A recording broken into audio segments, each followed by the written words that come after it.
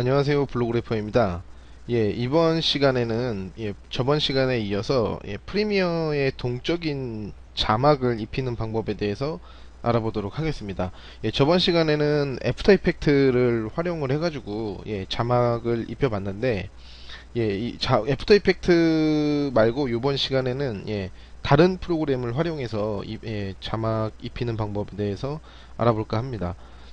플래시를 이용하셔도 되고 뭐 있습니다만 플래시 같은 경우도 조금 작업을 많이 해야 되는 부분도 있고 좀 플래시의 기본적인 거를 알아야 되는 게 너무 많아서 플래시를 사용하지 않고 제가 지금 사용할 프로그램은 스위시라는 프로그램을 사용할까 합니다. 스위시는 플래시랑 비슷은 한데 그 텍스트 애니메이션 같은 게 기본 프리셋으로 저장되어 있는 게 굉장히 많아서 좀 더 플래시보다 활용하기가 쉬운 감이 없지 않아 있습니다. 먼저 스위시라는 프로그램을 제가 이제 실행을 해보도록 하겠습니다. 제가 먼저 프리미어에 사용할 지금 동영상을 미리 이렇게 올려놨습니다. 한 6초가 조금 넘는 클립인데 여기에 자막을 입혀보도록 하겠습니다. 먼저 스위시를 실행을 하겠습니다. 스위시를 실행을 하면 뭐 뉴 무비 오어 프로젝트라고 해서 이제 최초에 실행이 되고 어떤 프리셋을 고르는 게 나오겠죠. 뭐 다른 건 필요 없고 그냥 디폴트를 선택을 하겠습니다. 디폴트를 선택을 하고 나온 화면입니다. 이 바탕에 이 화면 하얀색 이 화면이 뭐 하나의 도화지라고 보시면 되고 이 프로퍼티 창에 보시면 무비 프로퍼티스라는 버튼이 있습니다. 이걸 눌러 보시면 이 무비의 사이즈나 예, 이 무비 프로퍼티스를 눌러서 나온 무비 프로퍼티스 창입니다. 어떤 이 무비의 뭐 위드 헤이 값을 주고 뭐 프레임 레이트 초당 전송 속도겠죠. 이거를 설정하는 게 나오는데 저는 1920에 1080 FHD 해상도를 입력을 했습니다. 그래서 OK를 누르시면 화면이 굉장히 커졌죠. 돋보기를 클릭을 하시고 화면에 가져가면은 마우스가 더하기 모양으로 나오는데 Alt 키를 누르시면은 마이너스로 바뀝니다. Alt 키를 누르시고 클릭을 해주시면 축소가 되죠. 이 상태로 났습니다. 여기서 텍스트 좌측에 이 툴박스 창이 있는데 여기서 텍스트 타입 툴이겠죠? 텍스트를 입력을 하시면 됩니다. 클릭을 하신 다음에 뭐 어떤 영역을 여기 선택을 하시고 어, 이렇게 텍스트를 입력을 했습니다. 이게 조금 크죠? 예. 이게 1920에 1080을 무비로 잡는 이유는 뭐 별건 없습니다. 화면상의 어떤 이게 글자가 얼마나 큰지 이 무비가 작은 경우에는 글자가 굉장히 그냥 상대적으로 커 보이기 때문에 글자 크기에 감도 없고 그런 여러 가지 이유 뭐 자리 위치적인 어떤 배치나 뭐 그런 것 때문에 FHD 해상도로 작업을 하는 겁니다. 이 상태에서 일단 글자를 조금 크기도 좀 키우고 이 프로퍼티스 텍스트를 입력을 하시고 선택을 해 놓으시면은 우측에 이 프로퍼티스 창이 이 캐릭터를 설정할 수 있는 뭐 글꼴이나 뭐 크기 뭐 볼드 체냐 뭐 등등 설정할 수 있는 게 나옵니다. 여기서 제가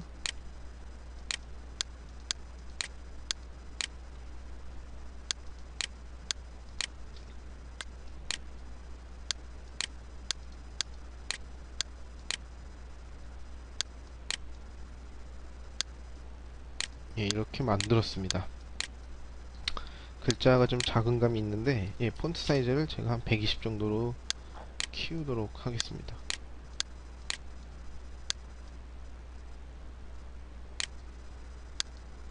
너무 큰 거 같죠?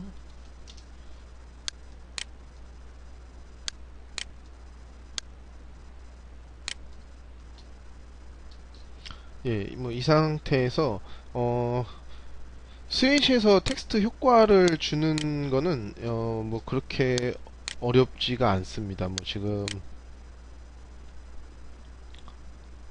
화면에 아무것도 안 보이는데 디폴트 레이아웃이라는 메뉴가 있습니다. 이 디폴트 레이아웃이 있는데 이거를 클릭을 해주시면 이 스위시의 원래 기본 인터페이스로 전환이 됩니다. 그러면 위에 보시면 이렇게 타임라인도 있고 뭐 여러가지 있죠. 일단 이 화면상에 적절한 위치에 텍스트를 배치하신 다음에 이 텍스트를 선택을 해 놓으신 상태에서 어디 갔죠? 이펙트, 인서트의 이펙트에 appear into position이라는 메뉴가 있습니다.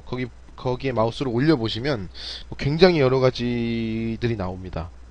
뭐 페이드 쪽, 줌 쪽도 있고 뭐 슬라이드 뭐 등등 있는데 appear into position은 하나의 이제 프리셋 개념으로 등장하는 방식을 어떤 그 프리셋을 만들어 놓은 겁니다. 제가 예를 들어서 뭐 spin in from outside를 제가 선택을 해봤습니다. 그러면 이 상단에 보시면 이 텍스트죠. 이게 텍스트 레이어의 어떤 효과가 이 타임라인 상에 이렇게 자동으로 설정이 되어 있습니다. 이거를 컨트롤 엔터 키를 누르시면은 미리 보기를 보실 수 있습니다. 굉장히 빠르죠. 컨트롤에 스톱을 눌러서 정지를 하겠습니다. 이게 20프레임에 지금 끝난 거기 때문에 1초가 채 안 되겠죠. 이걸 시간을 제가 뭐 60프레임이면은 이게 하나의 프레임 단위입니다. 그러면은 한 2초 정도에서 재생이 되겠죠. 플레이 컨트롤 엔터를 누르셔도 되고 컨트롤 메뉴에서 플레이 무비 플레이 무비를 하시면 이렇게 나옵니다.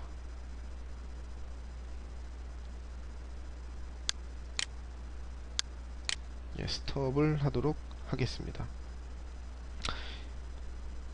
이 스위시 애니메이션을 줄 때 좀 주의해야 될 사항이 있는데 이게 결국에는 스위시에서 작업을 마친 거를 동영상 파일로 뽑아내는 작업을 할 겁니다. 근데 만약에 이게 제대로 완성이 안 되고 프리미어 상에서 또 수정을 해야 될 일이 있으면 이 스위시에서 또 수정을 해서 또 무비로 렌더링 과정을 거쳐야 되는데 그 렌더링이라는 게 시간이 좀 많이 소요가 되는 부분이 분명히 있습니다. 그렇기 때문에 최초에 좀 신중하게 작업을 하시는 게 좋지 않을까. 그래서 이 배경 같은 경우도 이렇게 흰색 도화지를 쓰는 방법도 있지만 이 프리미어 상에서 그 해당 프로젝트에 이 이미지를 한 장을 저장을 하셔서 그거를 스위시에서 불러오기를 하신 다음에 배경을 미리 보면서 작업을 하시는 뭐 그런 방법도 있을 수 있습니다. 어찌됐든 이제 작업이 끝났으면 뭐 제가 일단 저는 이 효과를 쓰도록 하겠습니다. 이 효과를 쓰고 제가 이 작업을 파일에 익스포트 메뉴가 있는데 먼저 익스포트 세팅을 들어가신 다음에 익스포트 세팅입니다. 익스포트 세팅을 들어가셔서 이 AVI 무비 이 네 번째 AVI 무비를 선택을 해보시면 여기 이제 뭐 디멘션스라고 해가지고 이제 해상도를 설정하는데 유즈 무비 사이즈면은 원래 제가 작업할 때 아까 1920에 1080을 해놨기 때문에 그 사이즈를 쓴다는 얘기고 체크를 해제하시면은 임의대로 사용자가 입력한 사이즈로 뭐 동영상 파일이 나올 겁니다. 뭐 요거는 기본적으로 체크된 상태로 두겠습니다. 그 다음에 이제 중요한 게 이 셋업 컴프레션이라는 건데 이제 압축을 어떻게 할 거냐라는 겁니다. 압축을 어떻게 할 거냐는데 이 셋업 컴프레션을 버튼을 눌러 보시면 압축 프로그램이 있습니다. 코덱이죠. 코덱. 압축 프로그램이라는 게 코덱인데 저는 프레임 압축 안함을 할 겁니다. 이 화질적인 부분이 중요하기 때문에 전체 프레임 압축 안함을 선택을 하셔서 확인을 눌러 주시고 이 체크박스에 보면은 익스포트 트랜스페어런시라는 게 있습니다. 투명하게 익스포트 할 거냐라는 건데 반드시 체크를 해주셔야 됩니다. 오디오가 있으면 뭐 여기서 오디오를 입히실 수도 있고 뭐 효과에 어떤 효과음을 주실 수도 있는데 저는 지금 오디오를 사용하지 않았기 때문에 익스포트 오디오는 체크를 해제하도록 하겠습니다.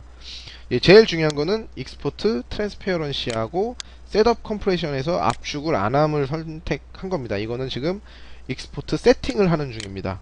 어떤 방식으로 익스포트 할 거냐. 그래서 확인을 누르신 다음에 이제 파일에 익스포트로 들어가셔서 예, 익스포트 AVI 무비를 예, 선택하시면 됩니다. 예, 컨트롤 M이 단축키네요. 예, 익스포트의 AVI 무비입니다. 예, 그러면은 저장 파일명을 설정할 수 있는 창이 하나 뜨는데 예, 제가 여기서 파일명을 자막 소월이라고 파일명을 썼습니다. 그래서 저장을 하겠습니다. 예, 저장을 하면은 이게 지금 화면이 넘쳐 이게 1920에 1080으로 돼서 이 화면이 지금 넘쳐나서 잘 안 보이실 텐데 예, 이 프로파일링 캡처 스피드 해가지고 이제 뭔가 스위시가 작업을 할 겁니다. 이걸 동영상 파일로 만드는 과정을 거치는데 예, 이 부분이 상당히 오랜 시간이 좀 걸리겠죠. 예. 그래서 완성이 된 다음에 제가 강좌를 이어가도록 하겠습니다. 완성이 됐습니다. 완성이 됐고 이제 프리미어로 가서 예, 그 방금 제가 만든 예, 소월.avi 파일을 예, 프리미어로 임포트를 시키도록 하겠습니다. 예. 이게 지금 방금 스위시에서 만든 동영상인 파일인데 예, 이거를 일단 제가 타임라인 쪽에 예, 드래그를 해보도록 하겠습니다. 이 클립 시간이 예, 2초 정도죠. 아까 제가 60프레임 정도를 했으니까 2초 정도가 나오는 게 맞습니다. 그래서 이 클립을 어떤 원하는 위치에 올려놓으시고 제가 미리 보기를 해보도록 하겠습니다.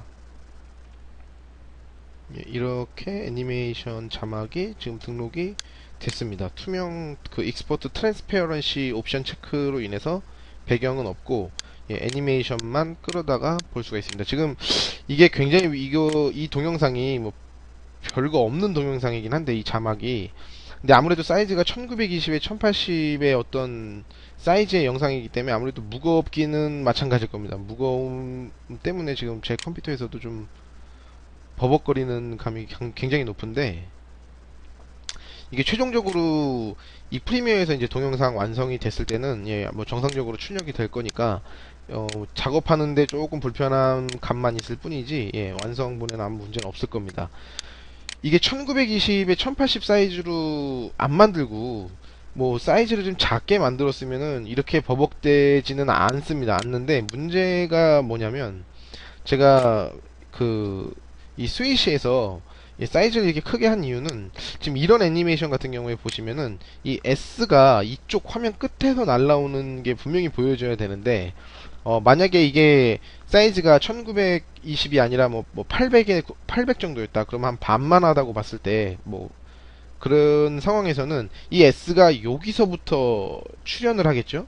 예, 여기서부터 출현을 하기 때문에 잘라지는 듯한 느낌이 분명히 납니다. 그래서 1920 사이즈를 했기 때문에 지금 이 영상에서는 이 원래 본 영상과 마찬가지 사이즈라서 이 S가 화면 밖에서 나오는 듯한 느낌이 나오죠. 이렇게 예, 그런 영향이 분명히 있습니다. 이렇게. 그리고 제가 지금 영상을 잘못 만든 게 이게 텍스트가 나오고 어떤 좀 뭐 아우트로 뭐 그냥 나가는 아우터 같은 개념이 있든가 아니면 멈춰 있거나 뭔가 그런 게 좀 있었어야 되는데 예, 그런 게 없었기 때문에 그냥 애니메이션이 끝나자마자 사라집니다. 예. 그런 부분은 뭐 스위시에서 다시 수정을 해야겠죠. 그래서 제가 아까 말씀드린 것처럼 스위시 작업은 좀 신중하게 어떤 기획이 돼서 만들고 난 다음에 최소한 수정할 일이 없어야 예, 그게 좀 작업하는 데 도움이 되지 않을까. 이게 몇 번 수정을 하다 보면은 렌더링 시간도 오래 걸리고 이 프리미어 상에서 이 작업을 하는 로드하는 시간도 오래 걸리고 하기 때문에 예, 정신적인 어떤 문제가 생기죠. 공황 상태가 생길 수도 있습니다. 아니면 이제 자막을 이렇게 안 하고 그냥 대충 정적으로 가는 걸 택하실 수도 있습니다. 예, 그렇기 때문에 조금 신중하게 스위시에서 작업을 해보시는 거를 말씀을 드려봤습니다. 어찌됐든 이번 시간에는 예, 뭐 전혀 다른 스위시라는 프로그램으로 자막에 애니메이션을 주는 예, 그런 효과에 대해서 알아봤습니다. 긴 강좌 들어주셔서 감사합니다.